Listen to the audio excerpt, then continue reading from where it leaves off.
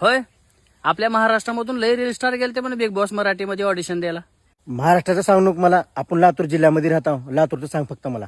लातूर जिल्ह्यामधून तर पोलीस भरतीला गेल्यावर गेलेत पाठीवर बॅगा घेऊन. तू तर पहिला गेला असशील, तुझ्याकडे बॅग दिसली ती 2 दिवसाखाली.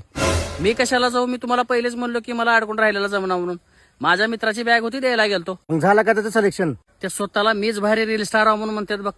त्याला ते ऑडिशन वाले हाकालून टाकलेलं ते बघून ह्यानं पहिले पळून आले.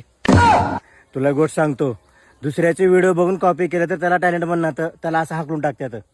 बराबर आहे, पण ते बारकं पोरगा आहे म्हण की कोणतर, त्याच्यामध्ये काही बी टॅलेंट नाही म्हण. कोण म्हणलं तुला? ते रील स्टार व्हिडिओ करून टाकलेत की त्यानं शिवा देते मन, घाण बोलते मन.